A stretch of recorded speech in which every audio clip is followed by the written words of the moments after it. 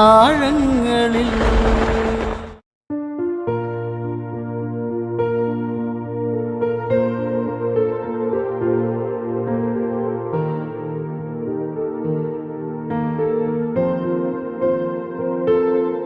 അതിസാഹസികമായ മത്സ്യത്തൊഴിലാളിയുടെ ജീവിത അനുഭവങ്ങളിലൂടെയുള്ള യാത്ര ആഴിയിൻ ആഴങ്ങളിൽ. ആഴിയിൻ ആഴങ്ങളിൽ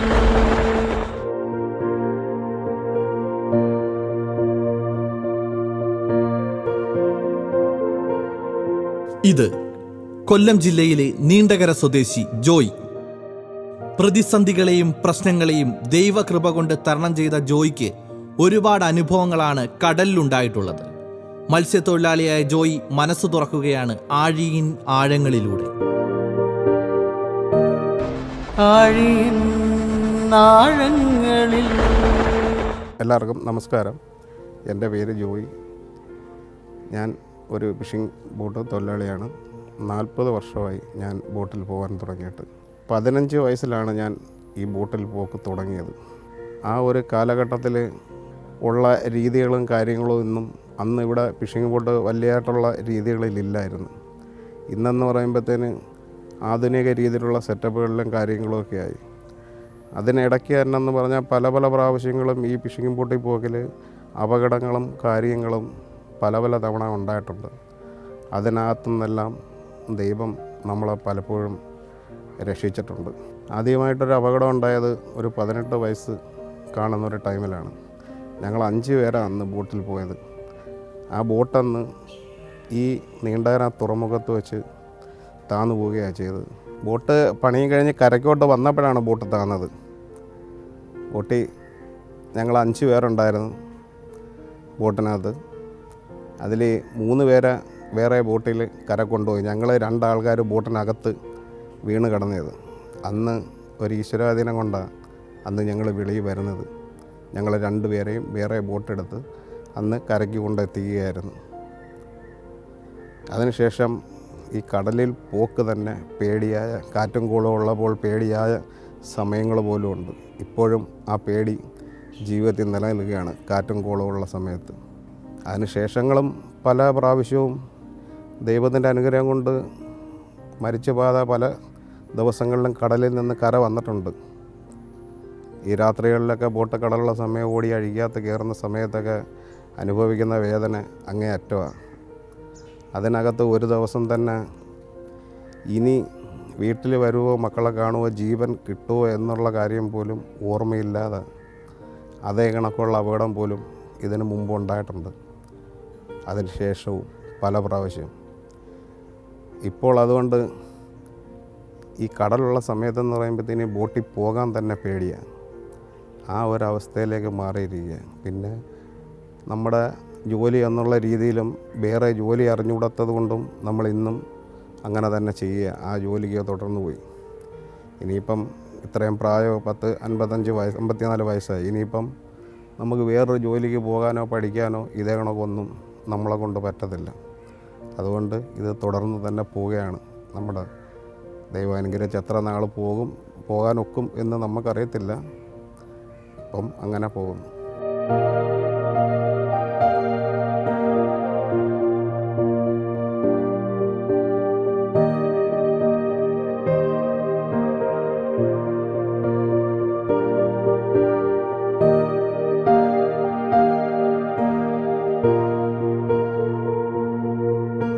സാധാരണ കടലിൽ പോകാനായിട്ട് ഇറങ്ങുന്ന ദിവസം നമ്മൾ വീട്ടിൽ നിന്നും തിരി കത്തിച്ച് സ്വർഗസ്ഥനായ പിതാവേ, നന്മ നിറഞ്ഞ മറിയമേ, അല്ലെ എത്രയും ദയവുള്ള മാതാവിൻ്റെ ജപം ഇതെല്ലാം പഠിച്ചുകൊണ്ടാണ് നമ്മൾ വെളിയിലോട്ടിറങ്ങുന്നത്.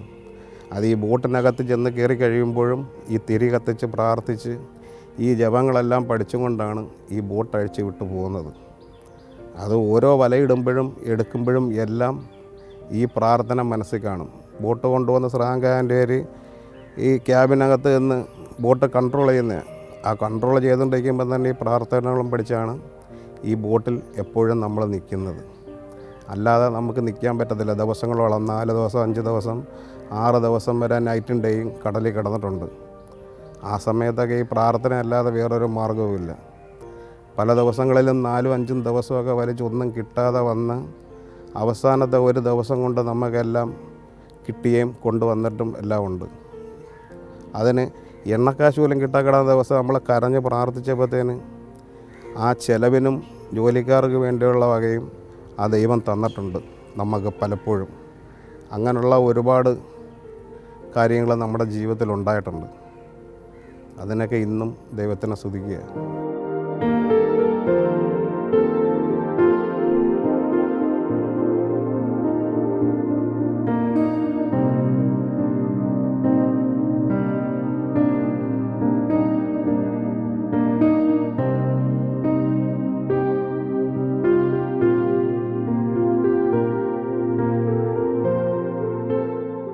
രണ്ടായിരത്തി 22 മെയ് മാസം കടലുണ്ടായിരുന്നൊരു ദിവസം രാത്രി 12 മണിയായ സമയത്ത് ആ ബോട്ട് കിഴക്കോട്ട് വരുന്നത്. ആ കിഴക്കോട്ട് വരുന്ന സമയത്ത് കടലുണ്ടായിരുന്നു. മറ്റുള്ള ബോട്ടുകാരെടുത്ത് വിളിച്ച് ചോദിച്ചപ്പോഴത്തേന് അവർ പറഞ്ഞതെന്ന് കടലില്ല, കുഴപ്പമില്ല, കുറഞ്ഞ കടലിൽ ഓടി കയറാമെന്നാണ് അവർ പറഞ്ഞത്. പക്ഷേ അന്ന് ഓടി കയറിയപ്പോൾ ഉണ്ടായ അനുഭവം ജീവിതത്തിൽ ഒരിക്കലും മറക്കാൻ പറ്റാത്ത ഒരു കടൽ ബോട്ട് ഓടിയിട്ട് ബോട്ട് താന്നിരുന്ന് പോയി. ബോട്ട് വീട്ടിൽ വന്ന് മക്കളെയോ മറ്റുള്ളവരെയോ ഇനി കാണും എന്ന് ഞാൻ വിചാരിച്ചില്ല. ആ ഒരവസ്ഥയിൽ വന്ന് അത് ജീവിതത്തിൽ മറക്കാൻ പറ്റാത്തൊരവസ്ഥയാണ്. അന്ന് ഇത്രയും നാൾ ബോട്ടിൽ പോയ കൂട്ടത്തിൽ ഏറ്റവും കൂടുതൽ ഞാൻ പേടിച്ചു പോയത്. അതിനുശേഷം പിന്നെ ആ പേടി ഇന്നും തുടർന്നുകൊണ്ട് പോവുകയാണ്. കാറ്റും കടലും ഉള്ള ദിവസങ്ങളിൽ വിളിക്കാൻ ഒരു ദൈവങ്ങളെ എല്ലാ ദൈവങ്ങളെയും വിളിച്ചുകൊണ്ടാണ് ഞങ്ങൾ പോവുകയും വരികയും ചെയ്യുന്നത്.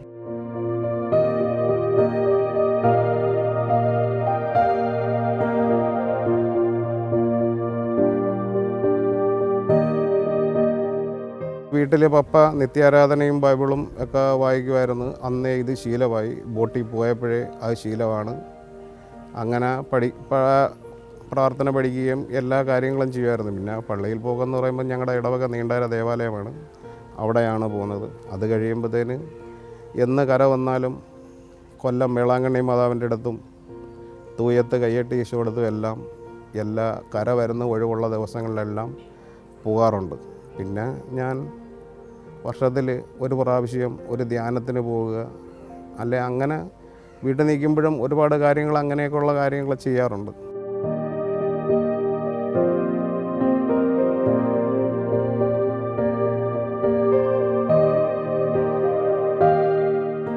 ജീവിതത്തിൽ ഒരുപാട് പ്രതിസന്ധികൾ വന്നിട്ടുണ്ട്. ആ വന്നപ്പോഴെല്ലാം പല പല രീതിയിൽ ദൈവം നമ്മളെ ഒരുപാട് സഹായിച്ചിട്ടുണ്ട്. ദൈവസഹായം ഇല്ലെങ്കിൽ നമുക്ക് ജീവിതത്തിൽ മനുഷ്യന് നിലനിൽക്കാൻ തന്നെ പറ്റാത്തൊരവസ്ഥയിൽ കൂടെ കടന്നുപോയ പല പല ഘട്ടങ്ങളും എൻ്റെ ജീവിതത്തിലുണ്ടായിരുന്നു.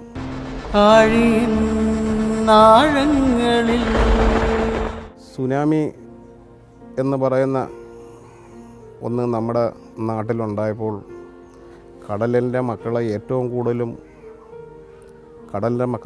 കൂടുതൽ അനുഭവങ്ങളുണ്ടായത് അവർക്കാണ്. അന്നൊക്കെ ഞങ്ങൾ കര കിടക്കുകയായിരുന്നു. കര കിടന്നുകൊണ്ടാണ് ഇതെല്ലാം കണ്ടത്. അന്ന് പണിക്ക് പോകാൻ പറ്റിയില്ല. ക്രിസ്മസ് കഴിഞ്ഞ് ലീവായതിൻ്റെ പേരിൽ അന്ന് പോയില്ല. പക്ഷേ അന്ന് കടലിൽ പോയ ആൾക്കാരൊക്കെ വളരെമായ ബുദ്ധിമുട്ടി. എല്ലാ കാര്യങ്ങളും നഷ്ടപ്പെട്ടും അല്ലാതെയൊക്കെയാണ് എല്ലാവരും വന്നത്. പിന്നെ നമ്മുടെ ഈ പ്രദേശങ്ങളിലൊന്നും നീണ്ടകര എന്ന് പറയുമ്പോഴത്തേന് വലിയ പ്രശ്നങ്ങളില്ലായിരുന്നു. ആ മാറിയ തെക്കും വടക്കുമൊക്കെയാണ് പ്രശ്നങ്ങളുണ്ടായിരുന്നത്. നമ്മുടെ ഇവിടെ എന്ന് പറയുമ്പോൾ വലിയ പ്രശ്നങ്ങളൊന്നുമില്ല. അതിനെക്കാട്ടിയും വാങ്ങിച്ച് നമ്മളിവിടെ എല്ലാം വാങ്ങിച്ചതെന്ന് പറയുമ്പോഴത്തേന് ഓഗി എന്ന് പറയുന്നൊരു കാറ്റാണ് ഇവിടെ അടിച്ചടിച്ചത്. അന്ന് രാത്രി 12 മണിക്ക് കടലിൽ നിന്ന് 58 നോട്ടിക്കൽ ഓടാനുള്ളൊരു സ്ഥലത്തായിരുന്നു അന്ന് കിടന്നത്, ദീപ്സിയിൽ. ആ രാത്രി മൊത്തം ഓടി പിറ്റേന്ന് പകലും ഓടിയ അന്ന് ബോട്ട് കര വരുന്നത്. പക്ഷേ അന്നും കര വരും എന്നുള്ള കാര്യം നമ്മൾ വിചാരിച്ചതല്ല. പക്ഷേ ദൈവത്തിൻ്റെ അനുഗ്രഹം കൊണ്ട് അന്നും നമ്മൾ കര വന്നു. അതെല്ലാം ഒരു ദൈവാനുഗ്രഹം തന്നെ.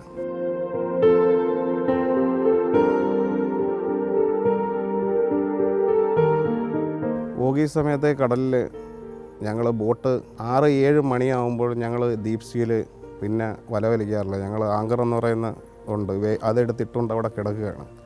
ആ കിടക്കുന്ന സമയത്ത് വയർലെസ്സുകൾ 2-3 വയർലെസ് ഉണ്ട്. അതിൽ ഒരു വയർലെസ് ഓഫ് ചെയ്യാതെ ബാക്കി എല്ലാവർക്കും ബോട്ടിലും സംസാരിക്കാൻ വിളിച്ചാൽ കിട്ടുന്ന രീതിയിൽ ഇട്ടേക്കും.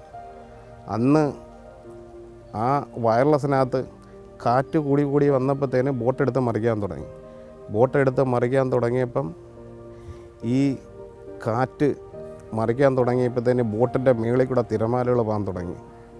അങ്ങനെ മറ്റുള്ള ബോട്ടുകളുമായിട്ട് വിളിച്ച് സംസാരിച്ച് അപകടമാണെന്ന് കണ്ട് ഈ ആങ്കർ എന്ന് പറയുന്ന സാധനം നമുക്ക് മേളിലെടുക്കാൻ പറ്റാതെ കണ്ടിച്ച് കളഞ്ഞുകൊണ്ടാണ് ഈ ബോട്ടെല്ലാം കൂടെ ഒരുമിച്ച് ഓടിക്കയറുന്നത്.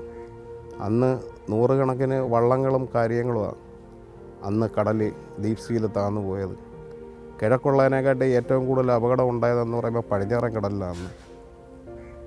അന്ന് പടിഞ്ഞാറൂടെ നമ്മുടെ തമിഴ്നാട്ടുകാരും കേരളത്തിൻ്റെ തെക്കേ അറ്റത്തുള്ള ആൾക്കാരുമാണ് ഒരുപാട് പേര് മരിച്ചിട്ടുള്ളത്. നമ്മുടെ ഇവിടെ നിന്നെങ്ങും വലിയ സംഭവിച്ചില്ലല്ലോ. അന്ന് 10 മണിക്കൂർ കൊണ്ട് ഓടി വരേണ്ട സ്ഥലത്തുനിന്ന് ഞങ്ങൾ 17 മണിക്കൂർ 18 മണിക്കൂറൊക്കെ എടുത്ത ബോട്ട് ഓടി കരകയറിയത്. അത് ജീവിതത്തിൽ മറക്കാൻ പറ്റാത്തൊരു സംഭവമായിരുന്നു.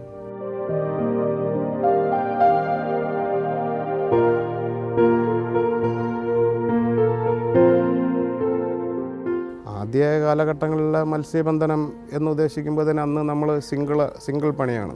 പോയി രാവിലെ 5 മണിക്ക് പോവുക, ഉച്ച കഴിഞ്ഞ് 12 മണി 2 മണിയാകുമ്പോൾ വന്ന് നമ്മൾ പണി നിർത്തും. അന്ന് ചെറുപ്രായം കൂടെ ആയ ആ രീതിയിലൊക്കെ അന്ന് വലിയ ബുദ്ധിമുട്ടായിട്ട് തോന്നിയിട്ടില്ല. പക്ഷേ പിന്നെ വന്നപ്പോഴത്തേന് ഈ 4 ദിവസം വലിയ ബോട്ടുകൾ ഇറങ്ങി ദിവസങ്ങൾ കൂടുതൽ കടലിൽ കിടക്കാൻ തുടങ്ങി. 4 ദിവസം 5 ദിവസം ഇങ്ങനെയൊക്കെ കടലിൽ കിടന്ന, അല്ലെ 6 ദിവസമൊക്കെ കടലിൽ കിടന്നാണ് വരുന്നത്. അന്നേരം ആധുനിക സജ്ജീകതകളുണ്ടെങ്കിൽ പോലും നമുക്ക് ഏറ്റവും കൂടുതൽ ബുദ്ധിമുട്ട് അനുഭവിക്കാൻ പറ്റുന്ന അന്നേരമാണ്. ഈ 6 ദിവസം എന്ന് പറയുമ്പോൾ നമ്മുടെ വീടുമായിട്ടോ കരയുമായിട്ടോ മറ്റുള്ള കാര്യങ്ങളുമായിട്ടോ യാതൊരു ബന്ധവുമില്ല. എന്ത് കാര്യം നമ്മുടെ വീട്ടിൽ നടന്നാലും നമ്മളറിയത്തില്ല. നമ്മൾ കര വരുമ്പോഴാണ് കാര്യങ്ങൾ അറിയുന്നത്. നമ്മുടെ പ്രദേശത്ത് ആരെങ്കിലും മരിച്ചാൽ പോലും അന്ന് ഈ ഡീപ് സീ നിൽക്കുമ്പോഴത്തേന് നമ്മളറിയത്തില്ല. അറിയാത്ത പല രീതികളും കാര്യങ്ങളും അന്നുള്ളത്.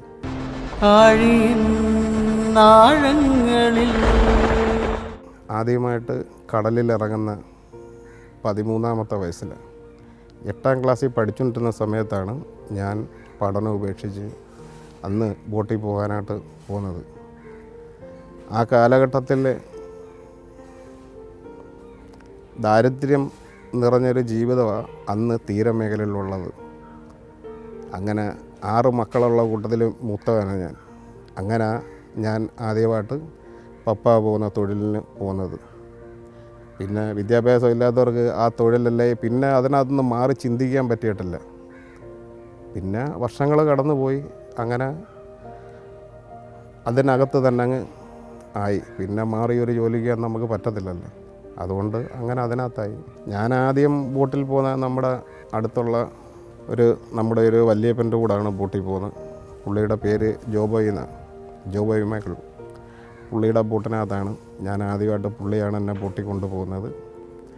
ആ ബോട്ടിൽ പോയി ഞാൻ ആ ബോട്ടിനകത്ത് തന്നെ പണികളും കാര്യങ്ങളുമൊക്കെ പഠിച്ചു.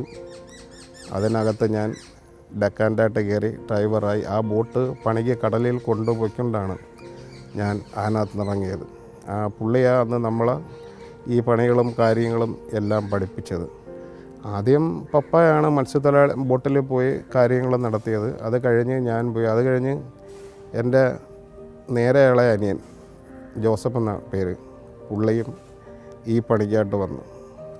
അങ്ങനെ ബാക്കിയുള്ളവരെ ആരെയും ഈ പണിക്ക് ഇറക്കാനായിട്ട് എനിക്ക് താല്പര്യമില്ലായിരുന്നു.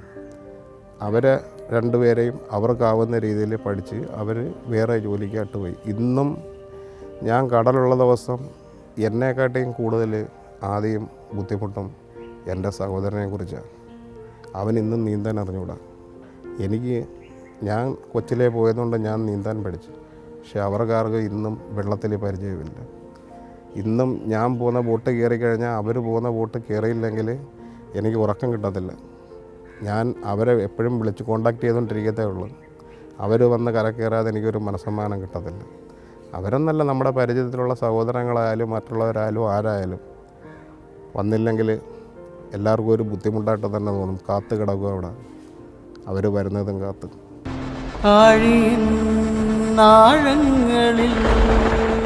സാധാരണ ഈ കടലിൽ പോകുമ്പോൾ ഇവിടെ കരയിരിക്കുമ്പം ബോട്ട് പോകത്തില്ല എന്ന് വീട്ടുകളിൽ അറിയുമ്പോഴത്തേന് അവർ നെഞ്ചത്ത് തീയ അവർക്ക്. ഈ ആൾക്കാരെ വിളിക്കാനും ഫോണിനകത്തും ഒരു പരിധി വരെ കിട്ടത്തുള്ളൂ. വീട്ടിൽ ഇരുന്നൊരു മാർഗവുമില്ല ഇവർക്ക് ഞങ്ങളുമായിട്ട് ബന്ധപ്പെടാനായിട്ട്. അന്നേരം ഒരു പക്ഷേ വീട്ടിലൊക്കെ ഞങ്ങൾ വരുന്നത് വരെ ആഹാരം പോലും കഴിക്കാതെയും ബുദ്ധിമുട്ടിയും പ്രാർത്ഥനയോട് കാത്തിരിക്കത്തേ ഉള്ളൂ. ഞങ്ങൾ എപ്പോഴാണ് തിരിച്ചു വരും, എങ്ങനെ തിരിച്ചു വരും. പക്ഷേ ഒരുപാട് ആൾക്കാരും ഇങ്ങനെ കാത്തിരുന്നിട്ട് പോലും തിരിച്ചു വരാത്ത ആ കൂട്ടത്തിൽ ഒരുപാട് ആൾക്കാരും ഉണ്ട്. പഴയൊരു കാലഘട്ടവും ഇന്നുമായിട്ട് ഒരുപാട് മാറിപ്പോയി. പഴയ കാലഘട്ടത്തിലെന്ന് പറയുമ്പം ചെറിയ ചെറിയ ബോട്ടുകൾ അന്ന് പോയി അന്ന് വരിക. ഈ ആധുനിക കാലഘട്ടത്തിലെ പോലെ യന്ത്രത്തിൻ്റെ മാറ്റങ്ങൾ കൊണ്ട് ഹോഴ്സ് പവറുകൾ കൂടിയ എഞ്ചിനും കാര്യങ്ങളും എടുത്തു വെച്ച് ഇന്നിപ്പം ഒരു ബോട്ട് തന്നെ കോടിക്കണക്കിന് രൂപയാണ്. ഒരു പുതിയ ബോട്ട് ഇറങ്ങണമെങ്കിൽ 1.5 കോടി രൂപ വരെ വേണം. പക്ഷേ അത് എത്ര ദിവസം കിടന്നാലും നമുക്കതിൻ്റെ ചിലവും മറ്റുള്ള കാര്യങ്ങളും മറ്റ് പഴയ പണിയുമായിട്ട് ഇന്ന് താരതമ്യം ചെയ്യാൻ പറ്റത്തില്ല. കാര്യം ഇന്നത്തെ ചിലവ് കൂടുതലാണ്. ഒരു 5 ദിവസം പണിഞ്ഞ് കയറുമ്പം 3 ലക്ഷം രൂപ 3.5 ലക്ഷം രൂപയൊക്കെ അതിനകത്ത് ചിലവ് വരുന്നത്. 5 ദിവസമോ 6 ദിവസമോ അല്ലെങ്കിൽ 7 ദിവസമോ വരുമ്പോഴത്തേന് ഒരു ദിവസം 700 ലിറ്റർ ഡീസൽ വരെ കത്തുന്ന വാഹനങ്ങളുണ്ട്. 1 ലക്ഷം രൂപ ചിലവാണ് അങ്ങനെയുള്ള സ്പീഡ് വാഹനങ്ങളിൽ. പിന്നെ അതുകൊണ്ട് അത് മാത്രമല്ല, പഴയ കാലഘട്ടത്തിൽ നമുക്ക് നമ്മുടെ ഒരു കൂട്ടായ്മയുണ്ടായിരുന്നു. ഒരു ബോട്ടിൽ പോകുമ്പോഴത്തേനും ഒരു പ്രാർത്ഥന, കൂടെ നിൽക്കാൻ ആൾക്കാർ, കൂടെ പ്രാർത്ഥിക്കുന്നവർ എല്ലാവരും ഉണ്ടായിരുന്നു. ഈ ഒരു കാലഘട്ടത്തിൽ അങ്ങനെ ഒരാൾക്കാരും ഇല്ല, ആരുമില്ല. കാര്യം ഇന്നിപ്പം നമ്മുടെ കേരളത്തിൽ തന്നെ മലയാളികളെന്ന് പറയുമ്പോഴത്തേന് അപൂർവം ആൾക്കാരുള്ളൂ ബോട്ടിൽ പോകാനായിട്ട്. ബാക്കിയുള്ള ഒരുമാതിരിപ്പെട്ട ബോട്ടിൽ മൊത്തം ഇന്ന് ബംഗാളികളാണ്. ബംഗാളികളില്ലെങ്കിൽ നമ്മുടെ ഇവിടുന്ന് ഒരു ബോട്ട് പോലും 100 ബോട്ടുണ്ടെങ്കിൽ 40 ബോട്ടും 50 ബോട്ടും പോകാനൊക്കാത്തൊരവസ്ഥയാണ് ഇന്നിപ്പം ബംഗാളിലില്ലെങ്കിൽ. അപ്പം നമ്മുടെ നാട്ടിൽ നിന്ന് ഓരോരുത്തർ, അത് മാത്രമല്ല ചെറുപ്പക്കാർ പിള്ളേരോ കൊച്ചു പിള്ളേരോ ആരും ഈ ഫീൽഡിലേക്ക് ഇന്ന് വരുന്നില്ല. പിന്നെ ബോട്ടുകൾ കുറേ വിറ്റ് തുരുമ്പെടുത്ത് പൊളിയുകയും വിറ്റുകയും ഈ ഫീൽഡെന്ന് പറയുമ്പം നശിച്ചുകൊണ്ടിരിക്കുക. കൂടുതലും ആൾ ഇതിനകത്ത് നശിക്കുന്നവരുമുണ്ട്, നന്നാകുന്നവരുമുണ്ട്.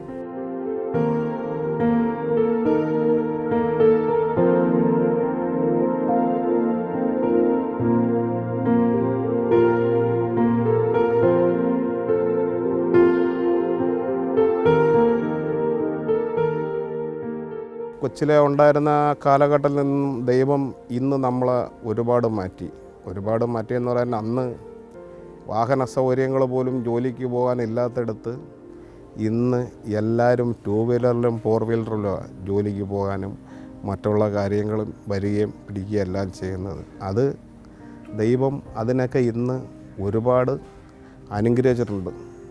നമ്മളെപ്പോലെയും നമ്മളിൽ കാട്ടിയും മറ്റുള്ളവരെ ഇഷ്ടം പോലെ ആൾക്കാരെ അനുഗ്രഹിച്ച ആൾക്കാർ ഇന്നുണ്ട്. അതൊക്കെയെന്ന് പറഞ്ഞാൽ ഒരു ദൈവാധീനമാണ്. ഈ മത്സ്യബന്ധന മേഖലയിൽ ദൈവാധീനമല്ലാതെ രക്ഷപ്പെടാൻ പറ്റത്തില്ല. ഏറ്റവും പ്രധാനമായിട്ട് വേണ്ടുന്ന അതാണ്. അതിലൂടെ നമുക്ക് നമ്മളെ നയിക്കത്തുള്ളൂ. അതാണ് അതിൻ്റെ സത്യം.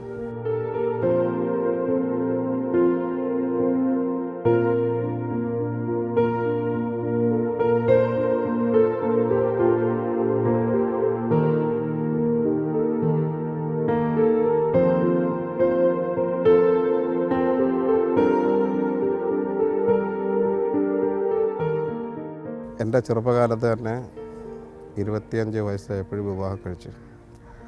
ഞാൻ അറേഞ്ച് മാരേജാണ്. മാതാപിതാക്കൾക്ക് ഇഷ്ടപ്പെട്ട വ്യക്തി, ആ ഒരു കുട്ടീനെയാണ് കിട്ടിയത്.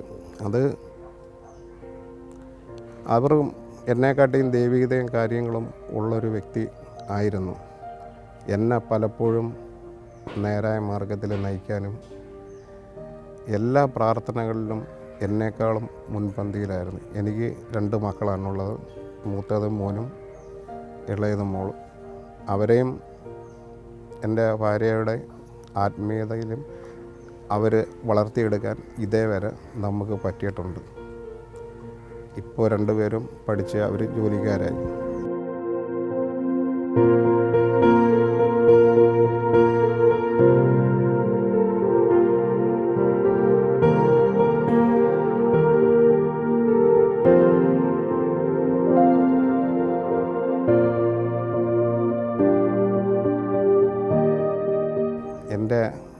ചെറുപ്പത്തിൽ ഇത്രത്തോളം സഹായിച്ച സഹോദരങ്ങളായാലും എൻ്റെ ജീവിതത്തെയായാലും എൻ്റെ എല്ലാ സഹോദരങ്ങളെയും എൻ്റെ മക്കളെയും എല്ലാം ഇന്നും അന്നും എല്ലാം സഹായിച്ച ദൈവത്തിന് നന്ദി.